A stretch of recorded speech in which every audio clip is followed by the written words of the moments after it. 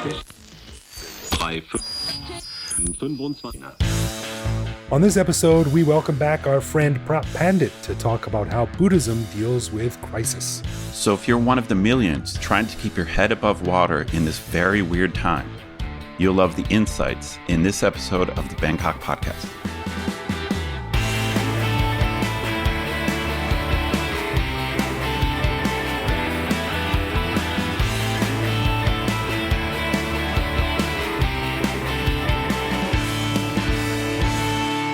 Sawadee krap, and welcome to the Bangkok Podcast.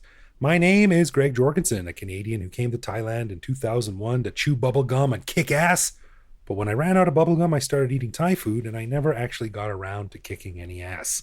Well, unless you mean metaphorically. No. And I'm Ed Knuth, an American who came to Thailand on a one-year teaching contract 21 years ago, fell in love with needing one layer of clothing instead of the 4 I need in Ohio, so I never left. That's interesting because, I mean, in Bangkok, right, you only need, it's never hot enough to wear a lot of clothing, so you always kind of know where everything is. That's right. Dude, I'm telling you, since I've been in Ohio, I've got 3 or 4 layers of clothing. I've got 12 pockets instead of 3 or 4. So I'm telling you, man, I can't find anything. It's like I have my wallet and I'm reaching in my jacket, my front pocket, my shirt pocket.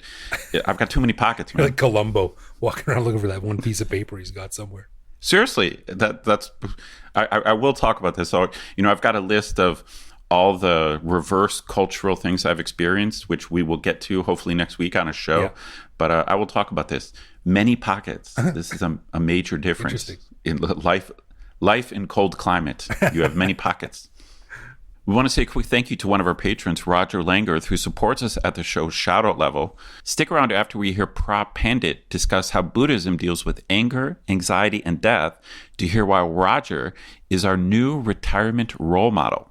We also want to give a big thanks to all of our patrons who support the show. Patrons who got a whole bunch of cool stuff, including our ad-free regular show a day early, behind-the-scenes photos and videos of our interviews, discounts on swag, access to our Discord server where you can chat with me, Greg, and other listeners, and various other things that aren't available to regular listeners. But best of all, patrons like Roger also get an unscripted, uncensored bonus episode every week where we riff on current events and Bangkok topics.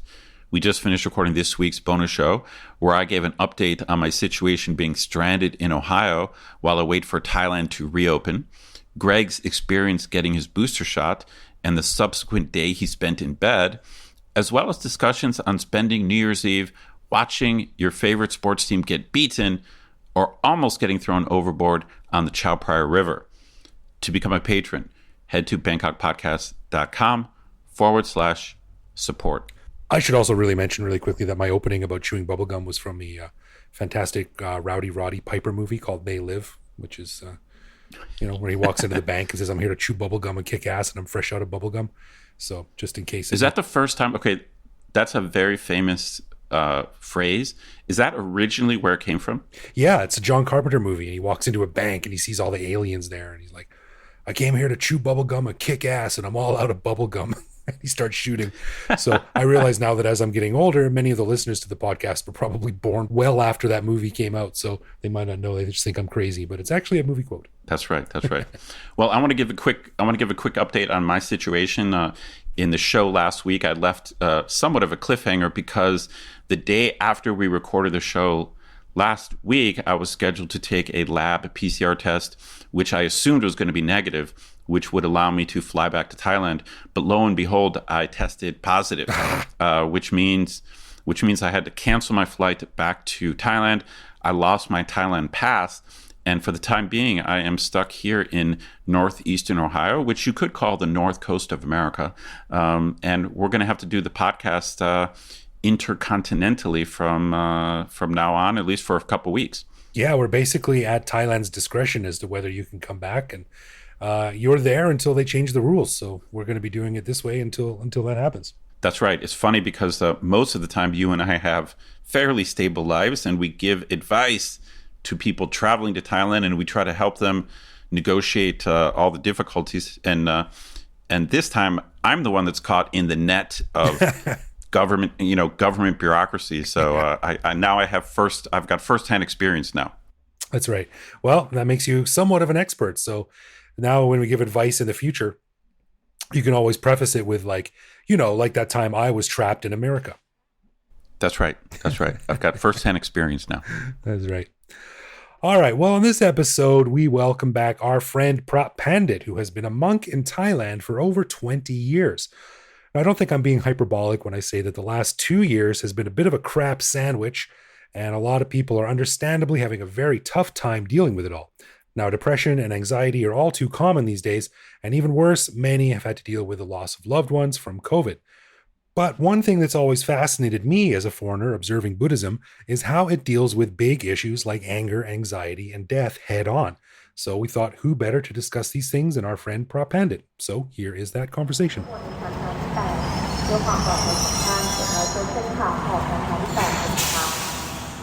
All right, Phra Pandit, welcome back to the Bangkok Podcast. As always, a pleasure to sit down and chat with you.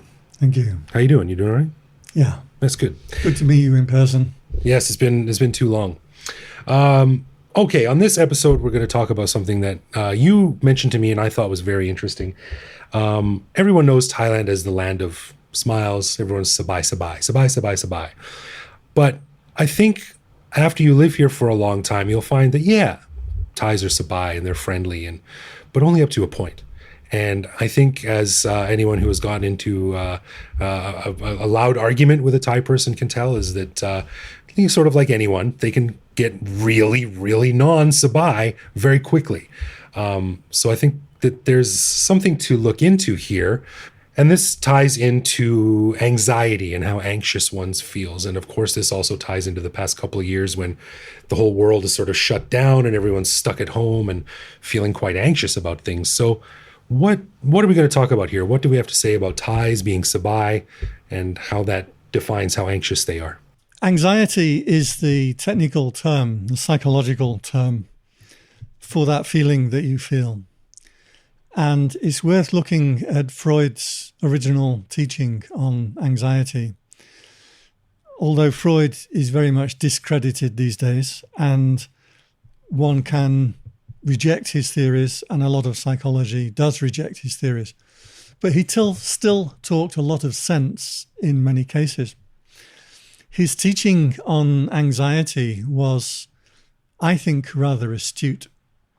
He said there are 3 kinds of anxiety. I don't know what the German word is. Maybe one of your listeners can tell us what the German word was that he used, because there's particular nuances to that original word. We might call stress, or indeed in Buddhism we would call suffering, or dukkha is the central theme of Buddhism as a whole. The common translation for Freud, and I think the word that he used, because he was an Anglophile, he really liked England, spent a lot of time in England, was anxiety. And he said there are 3 kinds of anxiety. The first kind is real anxiety. The second is moral anxiety. And the third is neurotic anxiety. So real anxiety means that there are certain times and places where it is entirely appropriate to feel anxious. Okay. If somebody brings in a big snarling dog into this room, if you don't feel anxious, you're a nutter. You're crazy. A sociopath. It's entirely appropriate. But if somebody brings an angry hamster into this room, you just kick it out the door. It's not appropriate to feel scared of the hamster. Okay. So things like public speaking will cause anxiety, because evolution has taught us if there are 100 pair of eyes looking at you, you'd better get ready to fight or run. Mm-hmm. So public speaking, when all of these eyes, even you catch one person's eye, do you ever notice that that spark that you get when you see somebody who's looking at you and your eyes meet in a non-sexual way? Most people I meet. These are reasons for feeling anxiety that are genuine if you get sick or something like that. The second form of anxiety is moral anxiety, that when you are doing something that you know is wrong, This can be argued amongst philosophers, but basically in psychology, we accept there is innate right and wrong, good and evil. Something we talked about on our third podcast together, if you remember. I do not, but okay. With Tony.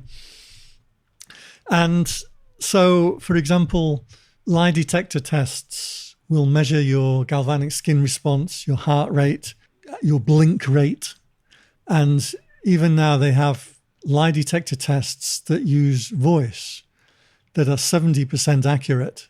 So you can actually get your phone out, ask your wife or your husband, where were you last night?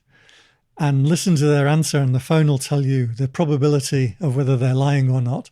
It's like the great Robert Redford movie Sneakers, which was not aged very well, but that's what they did in that movie. Although that's 30 years old. So. I haven't seen that. So this would suggest that there is an innate sense of right and wrong, and it takes a particular cognitive effort to do something that we feel is wrong. And it takes less cognitive effort to do something that we feel is right. And this suggests that there actually is a right and a wrong and a good and a bad. Outside of what religion teaches, outside of what our culture teaches, that we can empirically prove. Okay. Now, that's a very debatable point, but Freud's idea was that when you do something morally wrong, you will feel that same anxiety that you did when something fearful has come into your presence. And I think it's a good thing. It's just as well that human beings have this. To a large degree, psychopaths don't have this. It's one of the reasons why they can do the things that they do. They can lie without any compunction whatsoever. And there's a fabulous book called The Wisdom of Psychopaths, which I would recommend to anybody to read. A very good book. So the third form of anxiety is anxiety that arises in a situation where it is not appropriate for that anxiety to arise. So, for example, I have this story of some years ago, the golden age of the PC, when we were all building PCs and buying components from Pantip. Oh, yeah. And I had this friend, and he liked to have a better computer than other people. And he always let you know that his computer was better. Anyway, I got this new computer. It was an AMD XP 2200 chip. Sounds impressive. And his computer was an XP 2000 chip. What a loser. What a loser. He came to my room and he saw I had a new computer and he immediately checked the stats. XP 2200. Anyway, he found something else in the computer that he said was rubbish, waved his hand at it dismissively, turned his nose up, and left. It just so happened that afternoon that I needed a component for my computer. So I went to a local computer shop in the Pantip copy that we have on our side of the river. And the guy in the computer shop says, "Oh, that guy from where you live was just in our shop today. He just bought a whole new computer. 50,000 baht he spent on it because he couldn't bear the thought that somebody had a better computer than he did." Now, this is neurotic anxiety. He will have felt an anxiety arise in a situation where it's not appropriate for that anxiety to arise. Somebody criticizes your son, says your son is a rubbish swimmer, and you think, well, I can't take him to the pool very often. You get defensive. Yeah. That is neurotic anxiety. So when we react in a defensive way in a situation where it's not appropriate, this is what is technically known as being neurotic. And this is what a neurotic person is. And not many people actually know this definition. You hear the word neurotic, but don't really know what it means. I've never really I know it means sort of like inappropriate, unbalanced, strange, maybe acting out of bounds, but I don't know the exact definition of it. You're right. This is something that happens a lot in Thailand, I think, especially as foreigners. I should preface all this, by the way, that, we are two white guys discussing, how Thais look at something. So right. We might not be the experts here, but we've both been here for over 25 years. That's right. And part of it is we try to fit in. And we always say on the podcast that don't try to change Thailand, let Thailand change you. And so as foreigners, we are trying to fit in here, but there are times when the angry Farang comes out and you get upset at a bank or waiting in line or with a government office or something, and you start yelling and doing something that no Thai would do. And you immediately feel like you've stepped over the line. You should try doing it as a monk. They get really gobsmacked when they see me getting irate. Yeah. That my coffee isn't hot enough. One thing that's always interested me is how Thais deal with and process death. And I see it a lot at funerals. There's a lot of picture taking. A lot of people show up in, cargo shorts with a Megadeth t-shirt on, and put some flowers. And there's always one. Same at a wedding. But it seems to me, and I don't have any empirical evidence of this, but it seems to me that Thais are much better equipped to deal with the loss from death than we are in Western countries. Funerals and death is a hugely sorrowful affair. It's all about loss and we'll miss you and stuff. But perhaps it's part of the whole reincarnation thing. The Thais sort of see it as just another step, and they handle it much better. Certainly Buddhism has as one of its main teaching awareness of the imminence of death. And this plays quite a large role in Buddhism. And you'll see a lot of temples with coffins that you can go and lie in, or skeletons hanging up, usually these days plastic skeletons. Hopefully. But in the old days, not.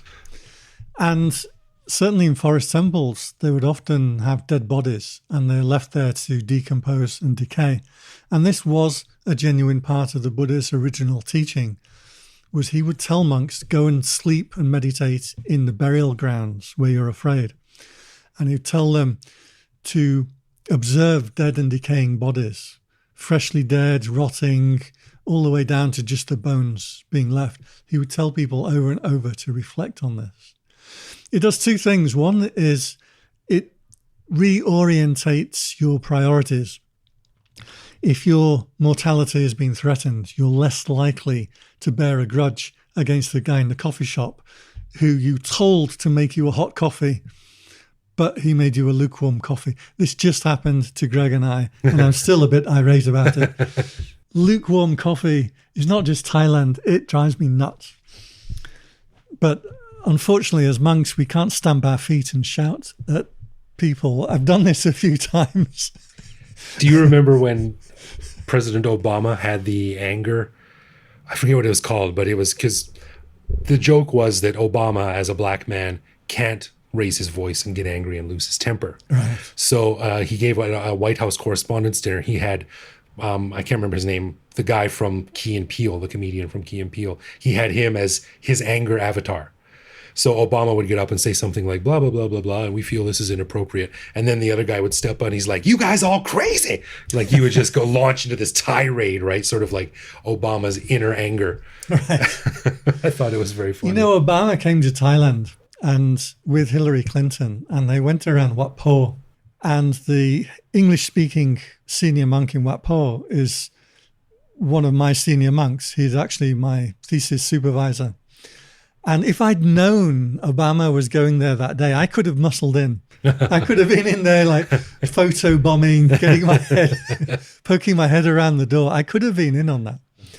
And the monk in question, they took a lot of pictures and he made a photo album of this episode because he's proud.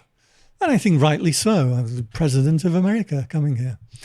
But a lot of people, especially Westerners, criticized him for making a book about the fact that he was seen with Obama.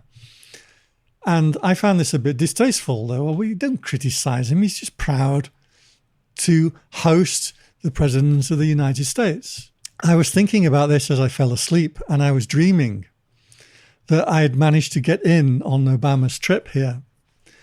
And I was sitting in a room with Obama and a bunch of other people and the senior monk. And everybody left the room at the same time and just left me and Obama in the room. And in the dream, I was kind of working out, what would I say? And Obama turns to me and he says, this is just after he beat Hillary Clinton, right, in the election. Obama turns to me and he says, "So, Venerable Pandit, do you believe in the power of prayer?" And I said, "No, I was praying for Hillary." I actually woke myself up laughing. I woke myself up laughing at that. You laugh at your own jokes. Well, talking about the decay thing, that's really interesting, and maybe teaching that impermanence, the temporary nature of life and happiness. But is it not just that Thais are a new culture, and that until very recently they were just very much more connected with death? You'd be much more likely to shoot your own animals and eat them. You'd be much more likely to have children or young people die around you from diseases and sicknesses and things. I think culturally, they're probably just closer to death because more recently, that was the society that they lived in. I wandered around a graveyard, because we monks do this kind of thing. In Sydney, it was a fantastic place, but I looked at the gravestones and it was all like Sidney Thomas, 5 years old, Emily Jones, 6 years old. The amount of young people who died was just incredible, far outnumbered the adults in the place. So I think we were just more connected to death in recent societies, and only recently have we got this expectation that we should actually live till we're 80. And if you die before then it's very unfortunate and sad. I think that's a new thing. That's interesting, because even up until the late 1800s, there was, down at Wat Patum Kongka, where I used to live in Chinatown, back when it was sort of a swampy marsh area that no one wanted to go to. That's where they used to scatter all the ashes and bones and dead bodies. And there's many famous pictures in Wat Saket, the Golden Mount, of vultures chewing on dead bodies, old black and white photos, but fairly recent. Yeah. In terms of... So that's part of Buddhism. Yeah. And I guess, and then of course in other countries, like I think in Tibet, they have the sky funerals where they hack the body apart and just leave it out on the mountain for the birds to eat. Yeah. That's maybe part of it. They're just much closer to it, and it's not that big of a deal. Still a big deal, but... The psychology theory around this is called terror management theory. And the research shows that when you remind people of death, either by a test where you ask them to write down a story about dying, or what they should do when they're dying, or what they think happens when you die, and then you test them for different things.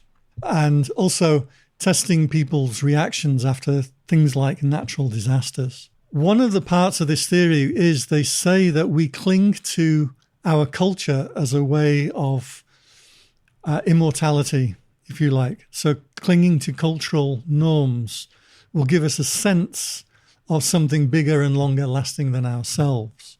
Now, this sounds a little dubious. I'd encourage people to look up terror management theory, because the guys actually did some quite good research. One of the things, for example, they did was they gave people a reminder about death. This is called in psychology priming. So you prime people by making them think about something or interact with something. And then you test them on something else. So in this case, they primed people about death, reminding them about death. All right. And then gave them a plate of snacks to eat. And they measured how much of the snack that you ate, like a bowl of M&Ms or something like that. After reminding males about death, or not reminding them about death in the control group, didn't affect males on the amount of snacks that they ate. But women ate 40% more snacks after thinking about death. There is a tendency, very strong tendency, for people to cling to cultural symbols when they are faced with death. And this is why in something like the tsunami, people will become more religious. Because you would think, like especially in a Christian country, you believe in God, fine, he looks after you, fine, and then he kills 20,000 of you in a tsunami. Wouldn't that make you question? Yeah, that's my big argument. Why would he do this? Yeah. Yet, what you find is people will cling more readily to it. They will also cling more readily, for example, to fake, bogus, or suspect medical interventions. So when you see people dying for COVID, you are more likely to cling to ivermectin or something that's unproven. You will be more willing or more susceptible to these kind of stories that are unproven after you've been reminded about death than you would if you hadn't been reminded about death. Okay. You will be more likely to be nationalistic, which is how George Bush Jr. won his second election, right? After 9/11? After 9/11.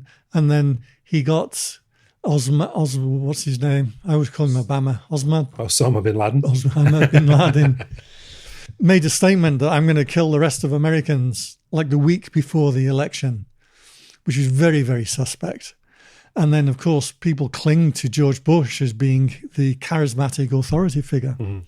Again, charismatic authority figures are proven to be better received after priming for death, according to terror management theory. And I want to emphasize, whether you agree with this idea or not, these guys researched it properly. So they were doing genuine research and tests on this, and it was consistent. Well, talking about clinging to symbols, then, it's very interesting walking around with you because, first of all, you're a tall Farang monk, which is not extremely common. Sorry, not Farang. I'm Baxila. Baxila, what's that? It's a rude word for Farang. Oh, how dare you. How dare you drag me down to your linguistic level.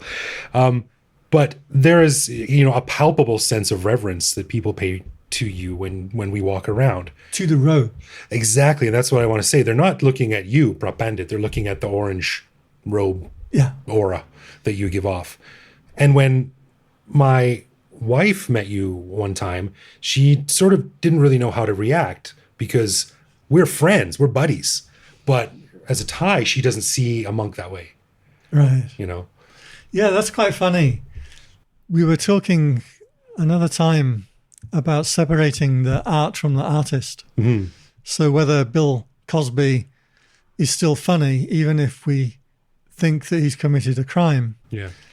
And Thais, certainly with Buddhism, are quite good at this. They will separate the monk from the robes, or the person from the robes, I should say. So, for example, people bow a lot to monks. And at first it feels very strange to sit there and have people bow in front of you. But we are taught from day one, they are bowing to the Sangha. They're bowing to the Buddhist religion. They're not bowing to you. You are the current custodian of those robes. And you have a duty of behavior to behave properly within those robes. But it's the robes that they bow to. When you put food in an alms bowl in the morning, as I'm sure all of your listeners have been up at 5 o'clock in the morning. Sure, on their way home from a late night out. Sure, to properly assimilate to Thai culture, of course. I do it all the time. Mm-hmm. And you might notice the monks don't say thank you. You're supposed to put the food in the bowl. They don't make eye contact. They may give a short chant, a blessing, and they turn around and they walk on without talking to you. Because you are offering to the Sangha and not to that person. That person can't say thank you because you haven't offered it to the person. You've offered it to the monkhood. So Thais can separate these two things. And I'll give you an example. When I was a junior monk, I was taking a public bus from Ratchaburi province into Bangkok to do my visa. And I was sat at the back seat of the bus. That's where they had monks sit at that time. And a woman got on the bus, but she couldn't sit down on the long bench at the back because I was there. So she stood up, and she's quite an old woman, and I felt a little out of sorts. Yeah. I would rather stand up, being 27-year-old, fit, healthy, good-looking Englishman, and let her sit down. But that's not the norm. So I sat down. Anyway, she had a bag of mangoes, and the bag of mangoes fell over and the mangoes rolled all around the back area of the bus, which at that time was about 3 or 4 seats were missing at the back of the bus. There was a big standing area at the back. They don't do that so much anymore. So these mangoes were going rolling around and a couple of them came by my feet. So I bent down and I picked them up and I put them on the seat. Because you can't hand them to her. And because I think this is just manners. This is just plain simple humanity, good manners. Sure, yeah.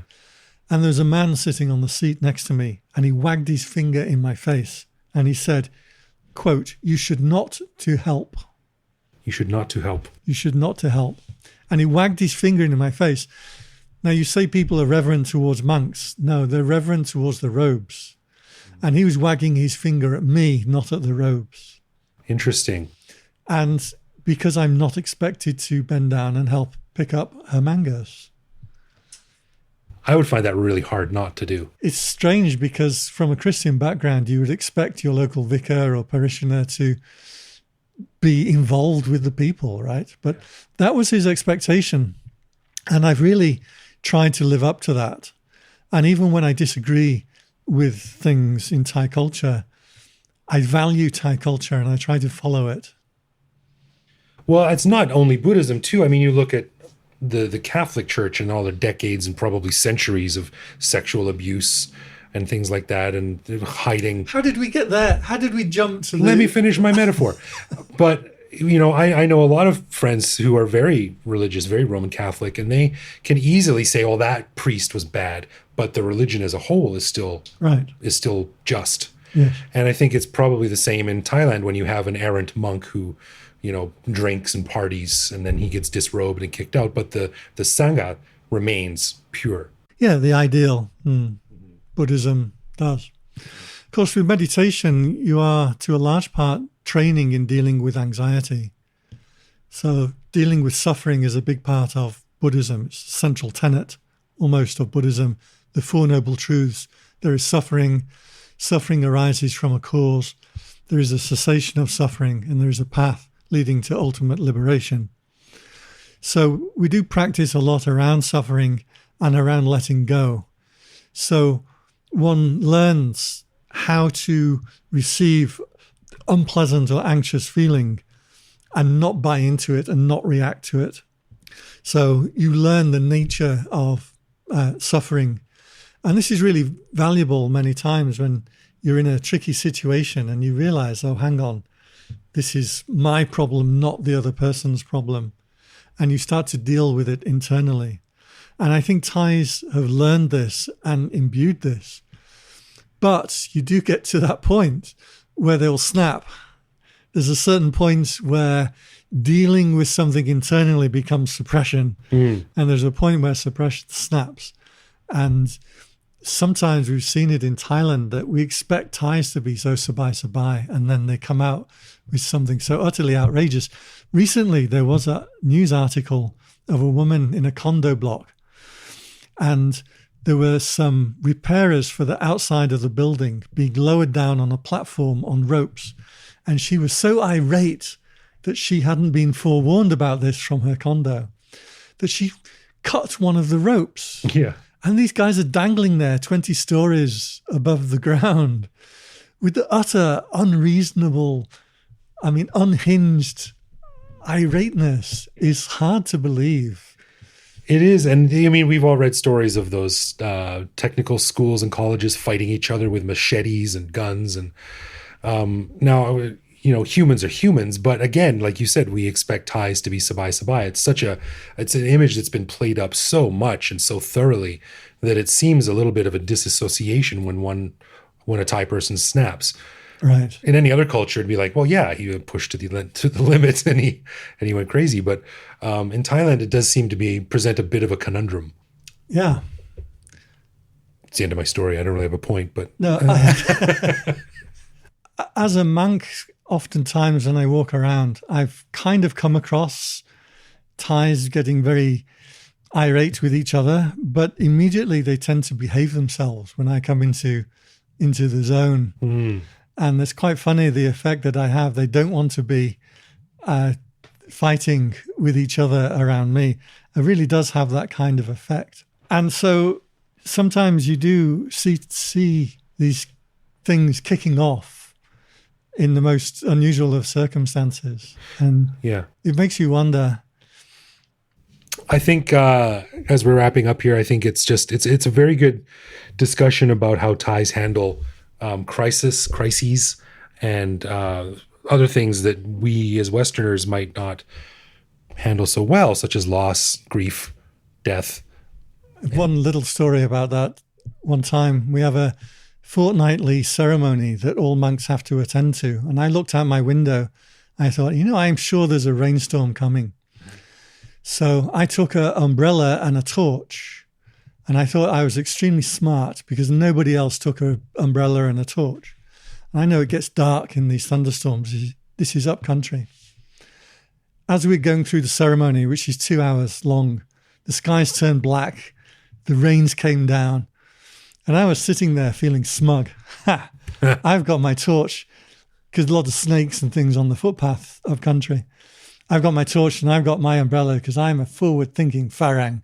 Nobody else even thought of it. I was still a very young monk at this time. After the ceremony was over, I very proudly walked out and I went to get my torch and my umbrella. Some guy had taken them. One of the other monks had walked out and thought, it looks a bit wet. Hey, God has provided me with a torch and an umbrella. And he took them and had left. And I was absolutely irate. I was fuming. And I went up to the second monk of the temple in charge. He was a beautiful, beautiful man. And I was stamping my feet. I was absolutely fuming mad. Bye. He said, I'll get you a new torch from the stores. Oh, don't worry. We've got lots of umbrellas. No, I wanted my umbrella now. I got soaking wet. That's my umbrella. Somebody took it. That's got to be against the rules. And I was fuming mad. And he's such a nice guy that he did manage to calm me down. And I stomped off back to my room. But the next day, I was still quite mad about it. And so I went and found the abbot. And I built myself up to become irate again. And I told the abbot about it. And he speaks fluent English. And then that morning, he comes across on the loudspeaker, anybody who took the umbrella and the torch belongs to Phra Pandit. You go and return them and say you're sorry. And I felt vindicated, and I felt a little bit stupid, I must admit. Anyway, a couple of hours later, this very sheepish monk comes and knocks on my door with my torch and my umbrella. It's like, well, I don't want them now. I wanted them yesterday when I could show off in front of everyone how smart I was. I must admit, it showed a lesson to me of how silly it is to be so irate. Because when he gave them back to me, the guy himself, I knew quite well, he is a nice guy. He was just taking an opportunity, and I didn't feel any anger towards him when he returned my stuff. I tried to wag my finger. But... And so that taught me a lesson that, sometimes maybe the Thais have it right. Just be sabai. Nothing bad happened. We lived. Yeah. Live to live, tell a tale. That's right. Well, before we go, I want to include a question from one of our patrons. As you know, our $5 and above patrons get a heads up for upcoming guests. Do they also get an episode where they don't get plugged to join the Patreon? Yeah, they do. They get... they get free patron episodes. They get a bunch of stuff. Patrons get a bunch of cool stuff. So Kevin says, what are some good resources online or books for learning about Thai Buddhism in English as opposed to other flavors or Buddhism in general? Funnily enough, a lot of people do ask me this question, or certainly for beginners' resources. And it's so long since I was a beginner that I really don't know. And when I started out, there weren't any books. I was living in a small town in New Zealand called Gisborne, and even New Zealanders don't go to Gisborne. And there was 4 books on Buddhism. That was it. That was all we had. So these days, you've got so many resources that I never really came across because I was just trying to get whatever information I could. I would drive 4 or 5 hours to go to a monastery for a Dharma talk. Now you've just got millions of them on YouTube. Yeah. You don't need to go anywhere. So I don't really know, but I would say there are a couple of main strands. One is the forest tradition, which is the monks who live in the forest, very ardent meditators, strong renunciates, in theory at least. They all seem to have iPads. I don't know how that worked out. And so the forest tradition is one thing, and a lot of books are from the forest tradition. So Ajahn Chah and books about Luang Por Man and the forest tradition. And that is a particular Thai flavor of Buddhism. But there are also lots of other Thai books. So Ajahn Buddhadasa was a very well-known teacher from the south of Thailand. Thai Buddhism tends to be quite formulaic, so they will trot through certain teachings and formulas a lot more than a Westerner would. So that would be the kind of flavor from Thailand. Interesting. Yeah. Oh, there you go. Okay. Well, thank you, sir. It's been a pleasure once again, and we hope to have you back on when it is appropriate, when we're able to. Okay. Good to see you.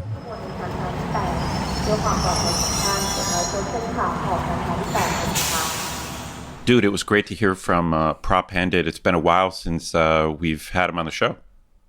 Yeah, it was great to chat with him. And one thing I love about him is that a lot of foreigners, at least myself anyway, sort of projecting myself onto others, is that, you know, as sheltered foreigners often think of Buddhists as like sort of these, you know, super pious, ultra religious, you know, people who spend all day meditating. And the one thing I love about Phra Pandit, he's a real big nerd. And I say that in the in the best intentions. I agree. He's very well read, especially in psychology. You know, we've talked about him for years. I went to a talk he gave, you know, this is probably 8 years ago, and it was just genuinely funny. He's witty. He's got great insights.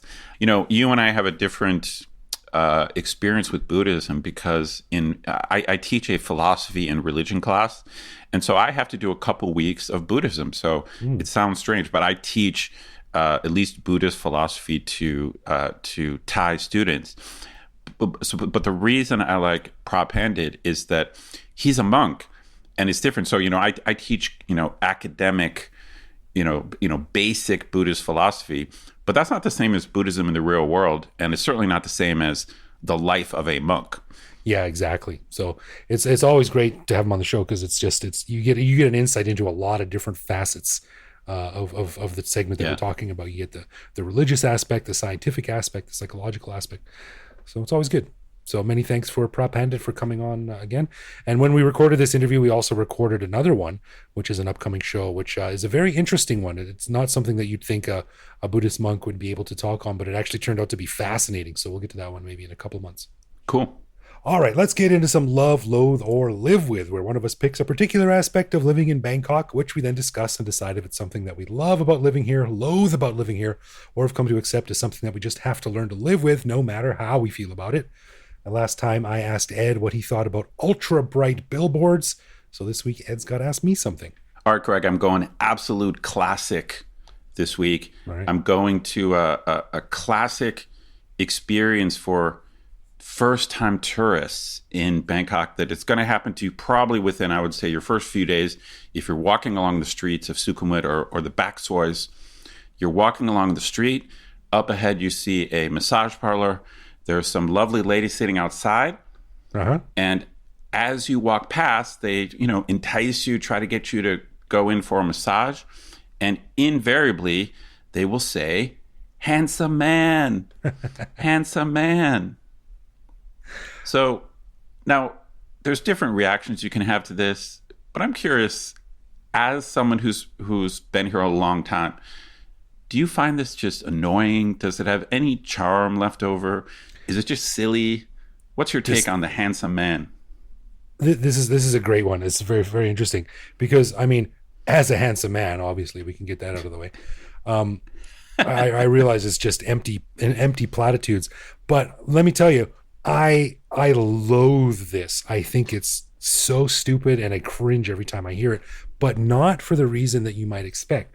The reason I hate it is because it's a crappy sales tactic, because it's been done so many times and that's all they say. Handsome man, you want massage, handsome man. Oh, so it's unoriginal. It's unoriginal. I just really want them to come up with a better pitch. That's great. Okay, well let me twist it a little bit. Do you remember your initial reaction? Now, I'm gonna just say this. I think the truth for most guys is that they don't want to admit it, but they like it when they're called a handsome man. Well, I would agree with that because as men, we are stupid and easy to understand and please. And, you know, even the shallowest of gesture will be like, "Oh, really? My mom was right. I am handsome." So, no, yeah, seriously. I mean, even though you know, obviously you know what's going on. You know they don't mean it, but I still think like it does work. So I'm curious. I understand your point about lack of originality, but maybe they use it, handsome man, because it still works. No, man, I just, for me anyway, I feel like I'd be on a used car lot, and the guy would be like, you know what, I'm going to give you a deal because I like your face. Like, buddy, you say that to every person that comes out here. This is a scripted sales tactic. It's unoriginal and lame. I mean, I thought a long time ago, wouldn't it be funny to like start an advertising course directed at the women who work at these places? Like, if I was walking down the street and some girl stepped out and said, "Hey, Big Daddy, have I got a deal for you?" Like, that's something new, right? That's a good idea. I actually like that idea. A sales course for massage girls. I love it. I love it. I loathe it, but just because it's so lame and unoriginal, and it's probably been said the exact same way for 100 years. Okay. I certainly don't love it, but I got to admit, it's just, it to me, it still retains just a little bit of charm. You're right. It's horribly repetitious. It's simplistic. I can't say love, but I'm going to have to go live with. All right. Fair enough. But I think everyone would probably appreciate a little bit of nuance and a little bit of a shake up in the message and how it's delivered. So I'm sticking with that. So funny. So as we mentioned at the beginning of the show, we'd like to say thank you to Roger Langworth for lending us his support at the show shout-out level. Greg, what did you find out about Roger? Well, Edward, Roger seems like the kind of guy who I need to keep in mind when I retire, because as that eventuality gets closer and closer for me, I always see retirement as me sort of sitting around playing video games all day, not having a care in the world. But, but when I actually think about it, it might not be as rewarding as I think. But you see, check this out, Roger, he ain't got time for any of that stuff. He doesn't rest on his laurels. So Roger's got a long relationship with Bangkok. He first came to Bangkok in 1986. That was the year that MBK opened, Bangkok's first shopping mall. Can you believe that? Oh, wow. I didn't know that. That's another bit of Thai trivia. Yeah, that's a long time ago. So over the years, Roger kept coming back to Thailand. He used it as a base to keep exploring as he went to India, Vietnam, Cambodia, Myanmar, Philippines, and other places.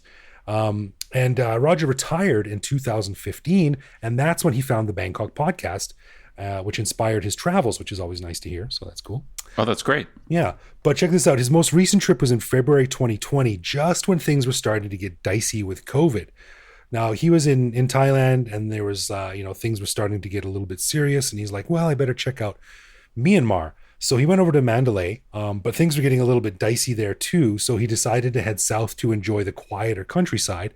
And that's when he heard that Thailand might close its borders. This was in the beginning of 2020, if you remember. Gotcha. Right. So he was like, man, I don't want to be locked out of Thailand. So Roger, he found a guy with a boat, and he paid him to take him to Ranong. And wouldn't you know it, 2 days later, the borders did indeed close, and Roger was trapped in Thailand. So he just made it. Oh, wow. Yeah. So from there, he said he went to Koh Tao. He was expecting to stay a few days because he thought it would be overrun with tourists, which it usually is. But as the borders closed, he said that every day there was fewer and fewer tourists there, and pretty soon he was the only guy there. Right. Well, it's weird. I mean, it shows you that these restrictions affect different people in different ways. Yeah, right. So he seemed to come out of it pretty good. He said he spent 2 months on Koh Tao, scuba diving and snorkeling and just chilling out, which is a really nice thing. But check this out. So he finally left in the middle of 2020 when most foreigners had already left. But I was just talking to him the other day, and he said he's supposed to be coming back this week. But here we are again in the middle of COVID with Omicron spiking. And who knows, Roger might again just sneak into Thailand under the wire. Wild. That's wild. Yeah, that's crazy. So I hope I'm like Roger when I retire. I don't want to be sitting around on my ass. I want to be out there doing stuff and exploring. So he's a good role model for people like you and me, Ed, who like to stay at home. For sure. Absolutely. I mean, I don't even travel that much at my age. So, in 20 years from now, if I'm traveling, I'll be happy. Yeah, right. So thanks for the inspiration there, Roger, and the support. And I hope you make it into Thailand this time. Let us know how things turned out. And if we're allowed to go outside, maybe we can grab a beer. Thanks, Roger. A final thanks to all of our patrons who support the show. Patrons get a ton of cool perks and the warm, fuzzy feeling knowing that they're helping support the show. Find out more by clicking support on our website. and connect with us online. We're Bangkok Podcast on social media, bangkokpodcast.com on the web, or simply bangkokpodcast@gmail.com. We love hearing from our listeners and always reply to our messages. Toads my goats. You can also listen to each episode on the YouTubes. You can send us a voicemail online that we'll feature on the show, or even reach out to me directly on Twitter, where I am BKK Greg. So thanks for listening, everyone. Stay safe, and we will see you back here next week. No doubt.